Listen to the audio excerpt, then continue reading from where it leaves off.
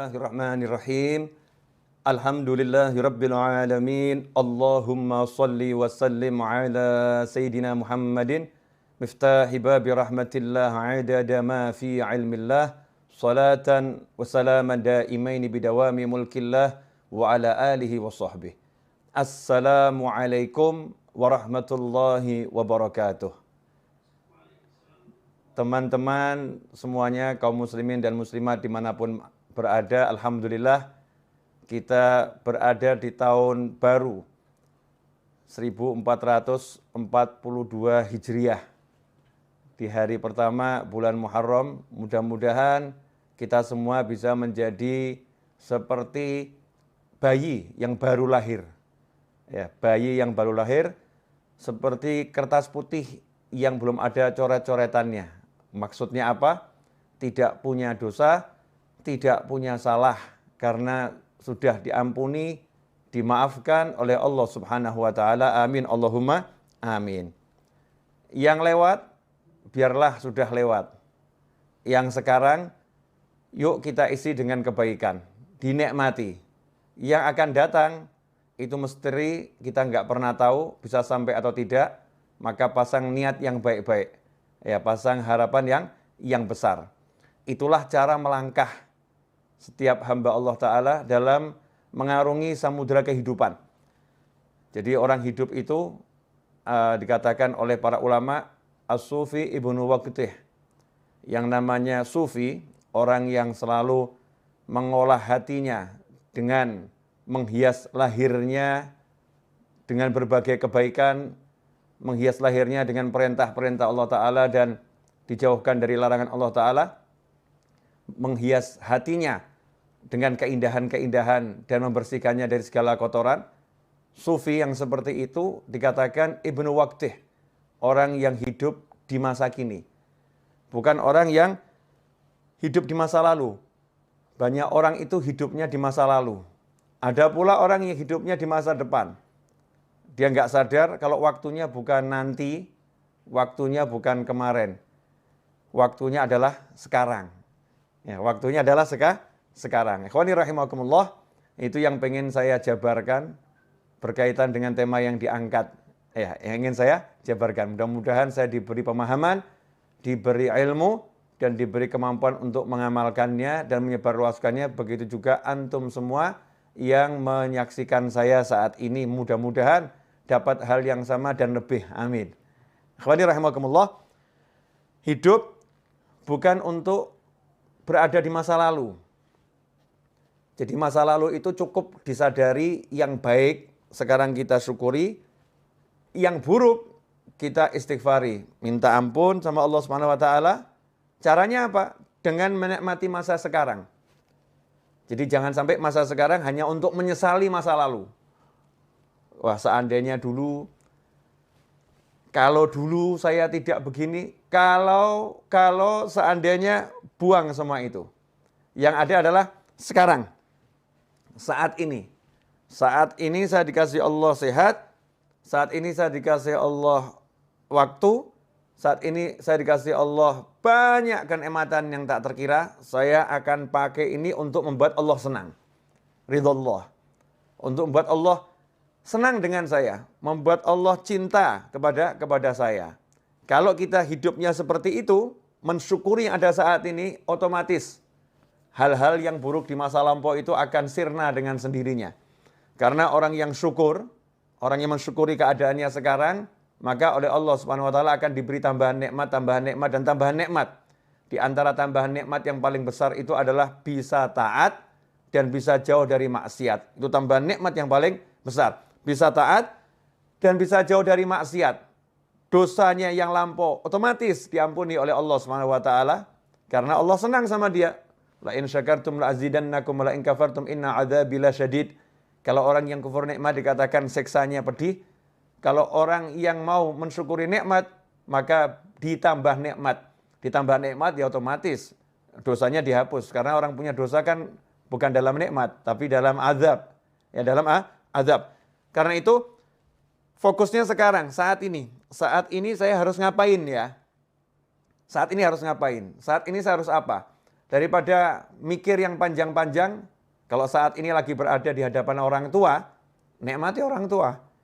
Jangan di hadapan orang tua, mikirin yang di luar. Sehingga kehilangan waktu untuk taat. Karena waktunya sekarang lagi bersama orang tua, di hadapan orang tua, duduk sama orang tua, harus ngapain? Jalankan perintah Allah kepadamu terhadap orang tuamu. Perintah Allah kepada kita terhadap orang tua kita. Oh, kita harus memandangnya dengan cinta. Oh, mendengarkan ucapannya dengan sayang. Oh, saya harus ngomong ya dengan lemah lembut, gak boleh ngomong kasar. Oh, saya harus menyabarkan diri saya untuk duduk bersama orang tua saya. Ya, kalau udah begitu akan ditambah nikmat. Kalau nanti kita punya rencana bisnis setelah duduk sama orang tua, kalau nanti kita punya rencana apapun setelah duduk sama orang tua, nanti itu akan dibereskan dengan berkat yang sekarang ini kita syukuri. Yang sekarang kita syukuri, yang nanti dibereskan sama Allah Subhanahu wa taala, la azidannakum. Pasti aku tambah nikmat. Nah, ini ndak lagi sholat, sekarang waktunya sholat, mikirnya harusnya sholat. Waktunya sholat, mikirnya makan. Nanti saya habis sholat, saya mau keluar, saya mau pergi ke restoran ini. Saya mau ketemu sama teman-teman saya mau makan di warung sana.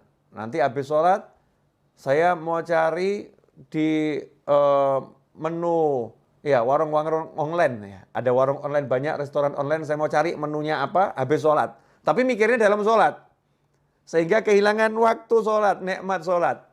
Nah, begitu pula ketika duduk bersama pasangan hidup. Masya Allah. Ada suamimu, ada istrimu. Duduk bersama, asyik. Gak usah ngobrolin orang lain. Yang aneh itu ketika duduk bersama ngomongkan orang lain. Ya, kecuali kalau obrolan itu obrolan yang bawa kebaikan. Artinya ngomongkan yang baik-baik. Lagi belajar bersama, kita ngobrolkan kebaikan orang lain untuk dicontoh. Tapi gak usah ngobrolin hal-hal yang gak enak yang dialami orang lain atau gak enak tentang orang lain. Sehingga kehilangan kenikmatan ngobrol dengan dirinya berdua. Yang lebih aneh, duduk bersama pasangan tapi ngobrolnya sama handphone. Ya, ngobrolnya sama handphone. Kehilangan kenikmatan saat ini. Saat ini lagi ngapain? Lagi duduk sama pasangan hidup saya. Ya udah, duduk dinikmati bersama pasangannya. Caranya bagaimana? Ajak ngobrol tentang ilmunya Allah Subhanahu wa taala. Ya, ajak ngobrol tentang bagaimana sholat.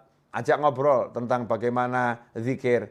Bukan ngobrol yang nggak ada manfaatnya. Menyesali masa lampau. Wah, kemarin itu ya, seandainya saya jadi transaksi, saya akan dapat duit banyak. Oh, nggak jadi kok dibahas. Ya, nggak jadi kok dibahas. Wah, seandainya kemarin itu kita beli rumahnya, kita akan untung sekian. Oh, nggak dibeli kok dibahas.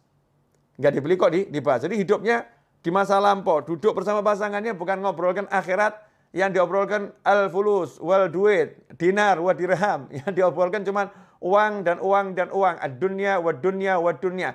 Sehingga nggak ada kenikmatan. Dalam obrolan itu bahkan susah rahmat mau turun. Rahmat mau turun itu susah karena obrolannya bukan dalam taat pada Allah Subhanahu wa taala. Coba kalau duduknya itu ngobrol tentang ketaatan. Masya Allah. Nikmat.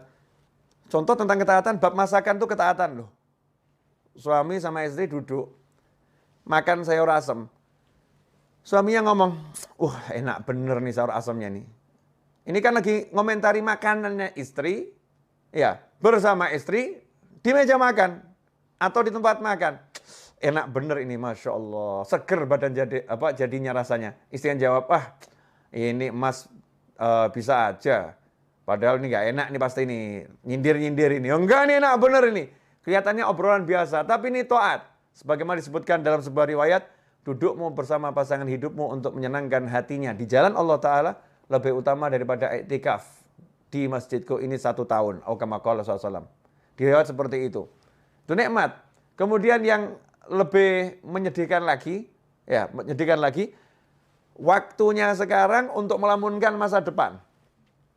Melamunkan. Nanti kalau rumah itu laku, saya mau beli mobil. Nanti kalau tanah yang di sana laku, saya mau beli rumah. nanti. Sementara dia sekarang nggak mau kerja. Jadi sekarang ini hidupnya cuman nganggur, nggak mau bergerak. Nah ini kasihan nih. Ini namanya bukan punya cita-cita. Itu namanya melamun dalam syariat. Jadi cita-cita sama melamun itu beda. Ya, dikatakan kalau yang cita-cita itu bagus, tapi kalau melamun itu dari syaitan. Kalau melamun itu dari setan. Apa bedanya orang melamun sama cita-cita? Kalau orang punya cita-cita, nanti kalau rumah itu laku, saya mau beli mobil. Ya. Kalau sekedar begitu namanya ngelamun. Kalau cita-cita dia tidak pakai ngomong kalau nanti rumah itu laku. Waktunya sekarang langsung dipakai untuk jual rumah. Iklan sana, iklan sini, telepon sana, telepon sini. Nih rumah saya jual, banting harga, diskon 200%. Masya Allah. Ya, apanya yang 200% kan belum dijelaskan, kasih bintang kecil 1. Ini biasanya teknik iklan nih. Bintang kecil. Pak ini maksudnya diskon 200% apa nih? Ya 200% itu maksudnya begini, biaya ini saya hapuskan semua. Hilang biayanya itu. Nih, buat orang mau telepon, teknik periklanan dipelajari. Kemudian dia mulai ambil tasbihnya. Dia baca sholawat sebanyak mungkin, tawassul dengan sholawatnya. Mudah-mudahan ada pembeli yang datang. Nah ini namanya kalau rumah itu nanti laku, saya mau beli mobil. Misal begitu. Kalau tanah yang di sana laku, saya akan hajikan Bapak. Masya Allah. Itu bagus, tapi ngelamun. Ya melamun jelek. Cita-cita bagaimana? Kalau rumah itu laku, tanah yang di sana laku, saya akan hajikan Bapak. Langsung mana KTP-nya? Nah, daftar tidak butuh biaya kok. Mana KTP-nya? Diurus semuanya, udah bergerak nih ngurus. Kemudian mulai proses menjual di sana. Itu namanya bukan duduk melamun. Tapi orang punya cita-cita. Itulah niat. Ya, makanya setelah hijrah, setelah Fathul Makkah, la hijrata ba'dal fathi. Setelah Fathul Makkah tidak ada lagi yang namanya hijrah. Dalam arti pindahnya dari Makkah ke Madinah. Walakin jihadun wa niyah. Yang ada adalah kesungguhan dalam berjuang dan niat yang baik. Nah, niat itu apa? Qasdu syai' muqtarinun bi fi'lih. Niat itu punya satu cita-cita yang segera diiringi perbuatan. Qasdu syai' muqtarinun bi fi'lih. Punya cita-cita, punya harapan, langsung ada aksi. Itu namanya niat. Kalau nggak ada aksi namanya malah melamun. Nah, di tahun yang baru ini jangan kita jadi orang yang sibuk melamun. Tapi jadilah orang yang sibuk beraksi. Jadilah orang yang sibuk mewujudkan cita-cita. Ya, cita-citanya mulai diwujudkan dengan apapun yang bisa, sebisanya. Karena itu tadi dalam profile picture saya dikatakan hidup bukan untuk dipikiri. Ya, bukan cuma mikiri hidup kok seperti ini ya, punya suami kok kayak gitu ya, punya istri kok seperti itu ya. Nggak nyelesain masalah. Ngomongkan yang nggak enak itu membuat semakin tidak enak.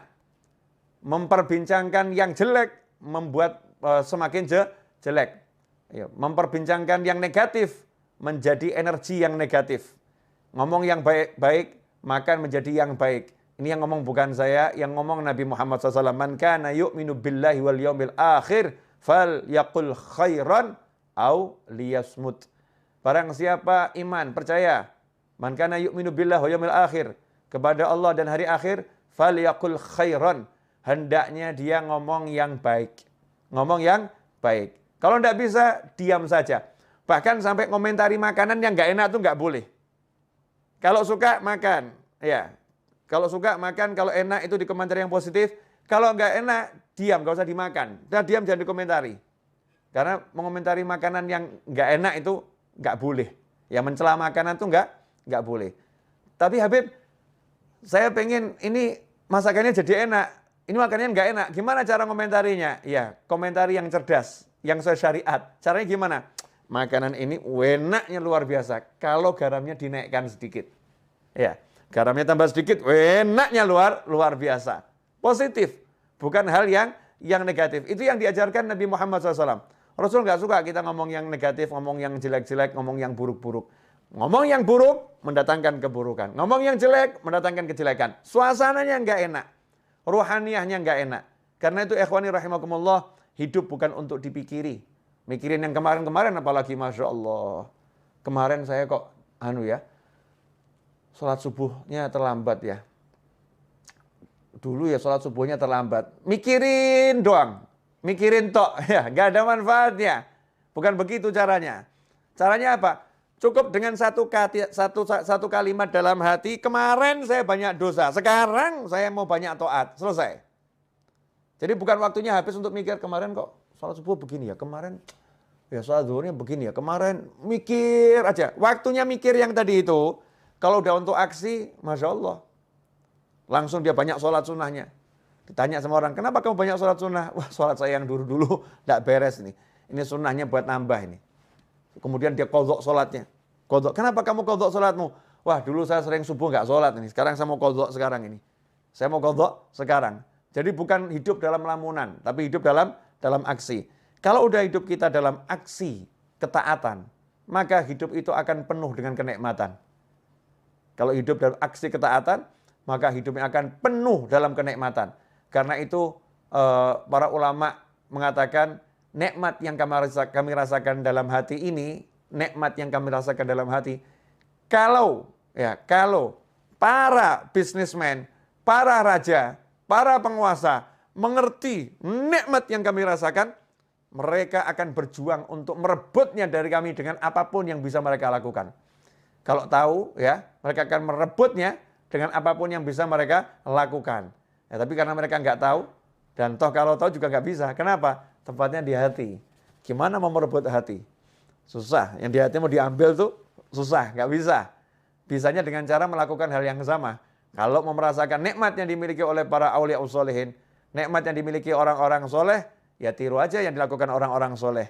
Nikmati apa yang dinikmati orang-orang soleh. Orang soleh nikmatnya duduk berzikir, tiru duduk berzikir. Orang soleh nikmatnya duduk baca Al-Quran, tiru duduk baca Al-Quran. Orang soleh nikmatnya duduk cari ilmu, tiru duduk cari ilmu. Orang soleh nikmatnya bersedekah, tiru ya hidup bersedekah. Orang soleh nikmatnya membantu orang lain, tiru bantu orang lain.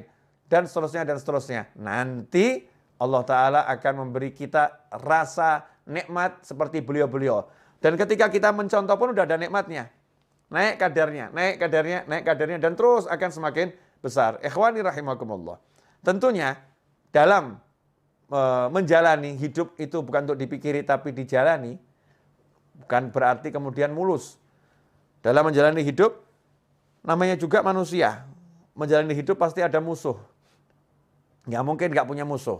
Lantas siapa musuhnya? Jangan salah. Jangan menganggap manusia itu musuh.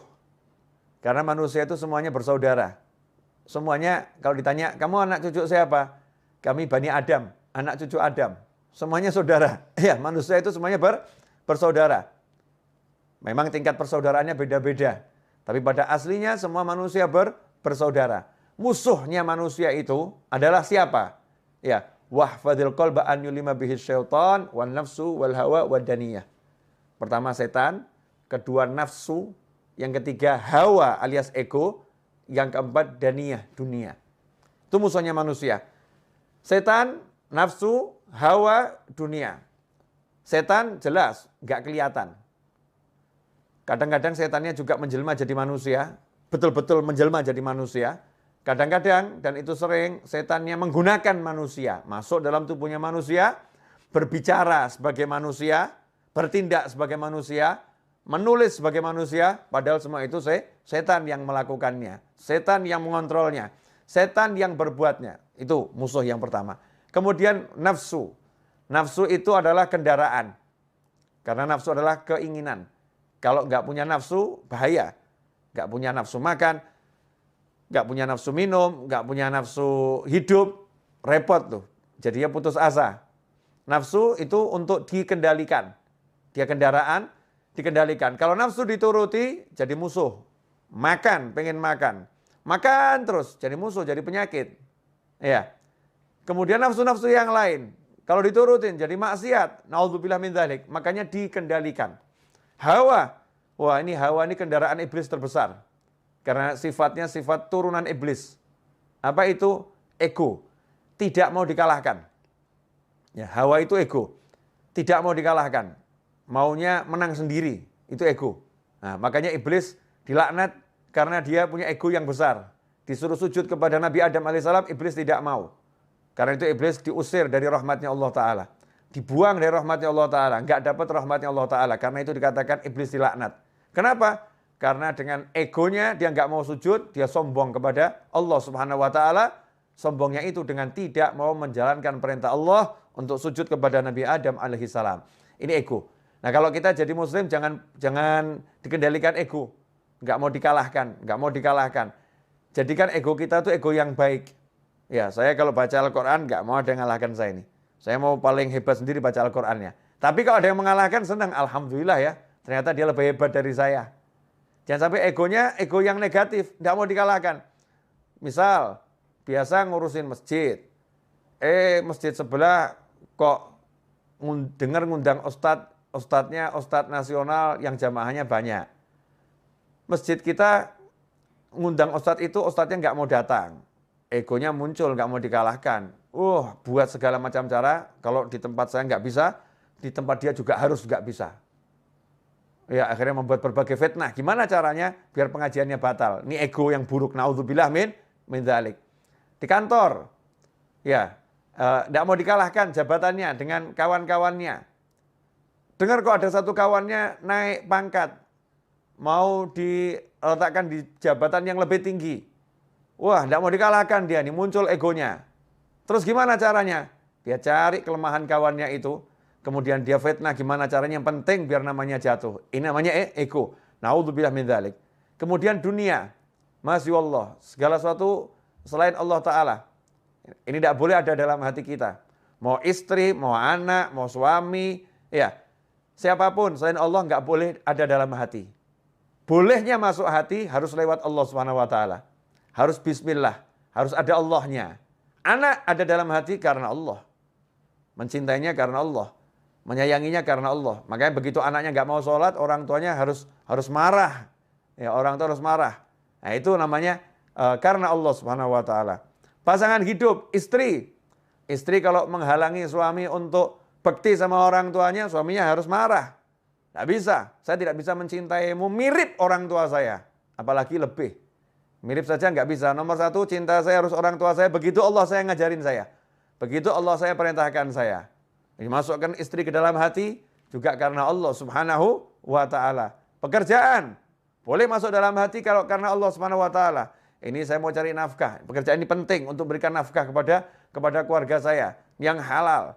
Tapi karena Allah nggak takut kehilangan pekerjaan. Karena Allah kok. Ya kalau emang dia harus hilang, nanti kan Allah akan mendatangkan yang lain pekerjaannya. Ya Allah akan kasih yang lain. Semua dikembalikan karena Allah. Kalau udah punya seperti itu, menghadapi manusia model apapun, hidup untuk dijalani. Ketemu yang seperti apapun, yang penting pasang niat yang baik, pasang niat yang besar, kemudian jalani tanpa harus difikiri. Nanti gimana ya? Kira-kira saya bisa dapat rezeki besar nggak ya? Kira-kira nanti saya dipecat nggak ya? Nanti lagi yang dibicarakan. Nggak usah bahas nanti, sekarang kamu syukuri, sekarang kamu nikmati. Habib, Ustadz, Kiai, sekarang saya jadi pengangguran, barusan di PHK. Salah, kamu bukan pengangguran. Tapi kamu dipindahkan dari satu lapangan pekerjaan ke banyak lapangan pekerjaan yang lain. Tadinya kamu cuma kerja di satu kantor, sekarang kamu di PHK, berarti kamu punya kantor unlimited. Karena kamu bisa buat kantor model apapun. Yang jadi masalah, kamu mau nggak?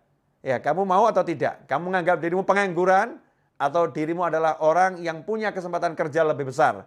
Terserah, itu pola pikir kita masing-masing. Mau mikir yang benar atau mikir yang salah. Kalau udah bisa gitu, enak itu. Dimanapun kita hidup, yang ada adalah asyik. Karena orang yang syukur itu nggak akan berada dalam sengsara.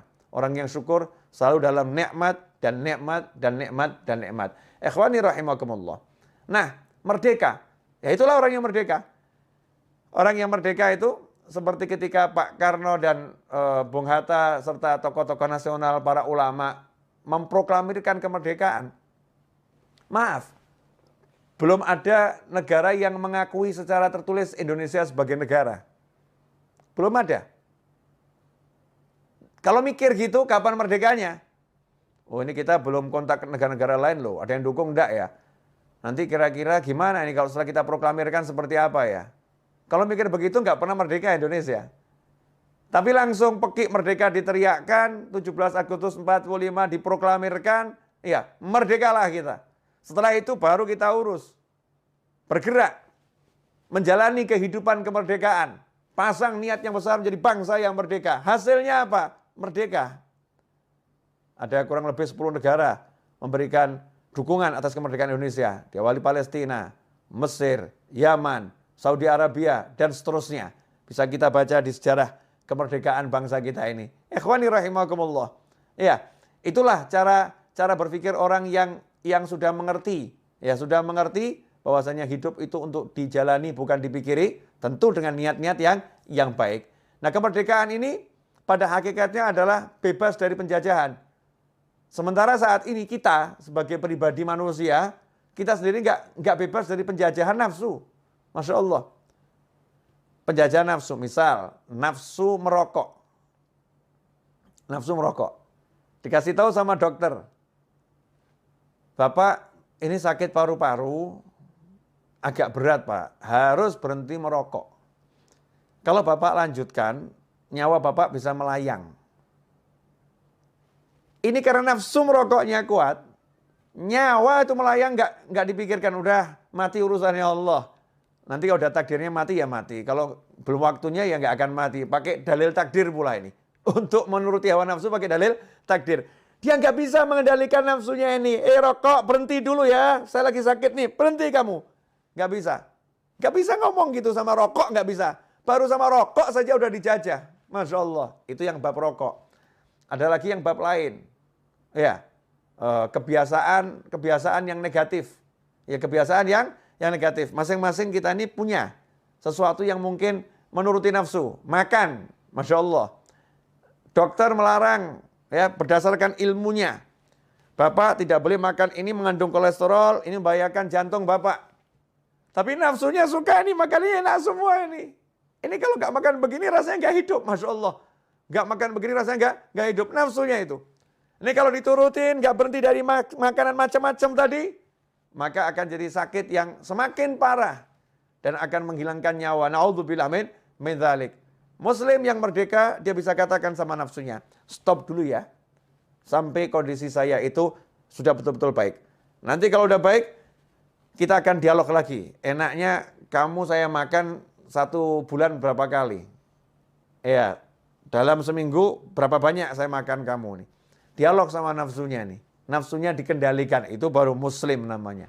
Itu namanya orang yang merdeka.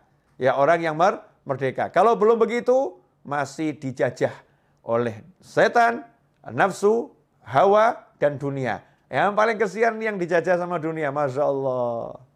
Takut kehilangan duit. Takut kehilangan pekerjaan.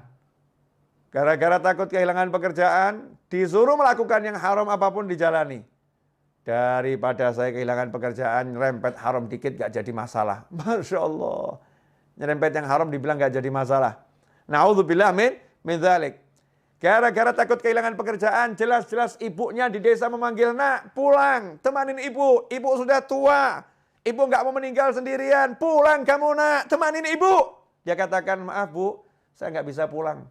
Kalau saya pulang saya dipecat dari kantor. Takut kehilangan kantor. Gak takut kehilangan ibu dan ridho Allah subhanahu wa ta'ala. Masya Allah. Ini dijajah yang luar biasa oleh yang namanya dunia. Ikhwani rahimakumullah. Dunia ini bisa menjelma menjadi macam-macam bentuk. Ya, macam-macam bentuk. Segala sesuatu selain Allah yang ada dalam hati, mengalahkan Allah, mengalahkan aturannya Allah, itulah dunia. Ya, itulah dunia. Sekarang pilihan ada di tangan kita. Kita mau jadi manusia yang merdeka atau manusia yang terjajah. Kalau mau jadi manusia yang merdeka dan setiap muslim harus jadi orang yang merdeka, maka kita harus berjuang. Ya, jihadun wa niyah. Berjuang melawan nafsu, berjuang melawan ego, berjuang melawan syaitan, berjuang melawan dunia. Caranya ya dengan melaksanakan perintah Allah. Belajar setiap hari, cari ilmu terus tanpa henti. Nabi Musa pun gak pernah berhenti cari ilmu, walaupun udah menjadi Rasul, kalimullah, yang diajak bicara langsung oleh Allah Subhanahu wa Ta'ala. Nabi Muhammad SAW tidak pernah berhenti minta tambahan ilmu, walaupun ilmu beliau adalah ilmu langsung dari Allah Subhanahu wa Ta'ala. Ya, yang Allah katakan diwahyukan. Kalau bicara Rasulullah semuanya itu wahyu ada dalam hati Nabi Muhammad sallallahu alaihi wasallam. Rasul masih suruh minta terus sama Allah. Wa qur rabbi zidni ilma. Ya Allah, berilah aku tambahan ilmu. Ikhwani rahimakumullah. Karena itu dalam mengisi kemerdekaan dan mengisi sisa-sisa waktu yang kita miliki dalam perjalanan hidup sampai nanti akhir usia, maka tidak ada yang lebih baik daripada mengisinya dengan ilmu dan amal soleh. Ilmu dan amal soleh. Insya Allah kalau begitu, hidup kita akan penuh dengan ketenangan, kenyamanan, dan kebahagiaan.